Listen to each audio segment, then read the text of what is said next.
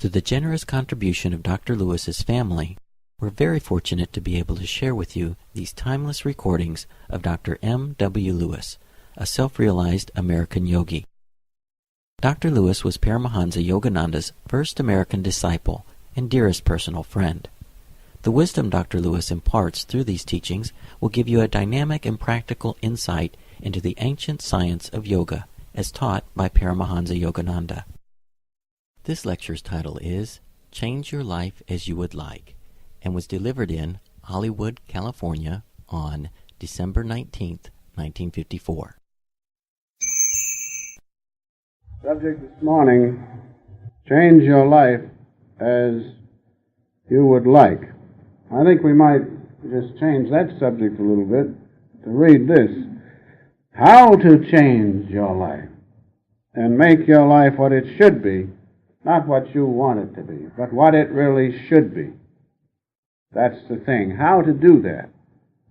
In other words, how to perfect this instrument, which we have, that it may reflect the spiritual consciousness within, that it may reflect the divinity which is seated in the hearts of each one of us. That's the question. How to change ourselves to be what we should be. Another way to express it is, as Jesus said, not my will, O Father, but thy will be done. And so we must change ourselves. We should want to change ourselves. We should want to know how to change ourselves, that we express the divinity within us, the great spiritual consciousness of God. As it says in Ezekiel, he took me by the way of the east gate. And what happened? The glory of God shone by the way of the east. Right within us is the great light of God, which you can give to others if you are one with it. But you cannot give it to others until you are one with that Holy Ghost within. Now we must know how to change ourselves that we may express and give to others that Holy Ghost. Now there are certain fundamentals which we must do in order to do that very thing. First, we must introspect ourselves. We must introspect daily to see if you are doing not what you want to do, but what you should do. We do not want to be just automatons, being guided by convention, habits, latent impulses, and such things. We want to act progressively by independent action. Action from the soul, not just being led along with the tide, like sheep. We are children of God. We have the power within us to act from the soul, and we must do that. Therefore, the first thing is to introspect daily, to see if we are acting as we should act. Now, our life is not what it should be. That is the case because, why? We are following the changing things of life. Physical consciousness, outward consciousness. We have not merged in the unchanging part of us, the soul within. And that's why our lives do not satisfy us, because we have not made the contact with God and are not acting by being one with Him. If we have that contact with God, we cannot help but change to be as we should be. We must do that. How much time? How much have you been with God today, the Master used to say. Have you been with Him much today? Have you taken Him with you in every action? You can do it just by being in His presence. Take Him with you.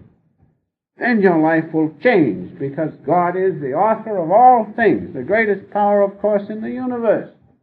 And if you're in His environment, you cannot help but imbibe some of His great qualities. And so we must do that. We must see how much time we're giving to God each day. How much time, the Master used to say, how long have you been with God today?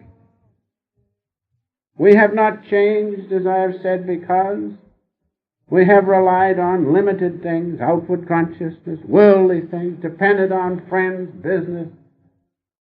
We haven't depended on God. That's a fact. These are truths. But the delusion is strong, isn't it? And you think, oh, if I had only that. If I had this, when I get that, things will be fine. No, they won't. They'll be just the same. You must have God, then things will change. And so we must know that we must limit our wants. We must not be attached to worldly things. We must limit our wants, not wanting this, not wanting that. The Master used to tell a funny little story about the little dog who was pulling the cart industriously along behind him, and out in front was hung a sausage on a stick. And so he was going after the sausage. So we're like that. We say, oh, if I just have this, when I get this, things will be fine, finished. Well, when I get that, things will be all right. Can't you see that little dog going after that sausage? But things will be just the same. If you depend on that for happiness, when I get this, when I get that, then I'll be happy. You might just as well write it down now. You never will be happy. Because happiness does not come that way. Happiness comes by being one with God within. Change your life so that you depend not on outward things and people and conditions, but on God. Get hold of Him. And you can do it. That's why the Master came, to give us the way to contact God, to commune with Him, to be one with Him. Don't wait until you get this or that. Be happy now. Right this moment. Start. That's why I said in the beginning of the service, start now.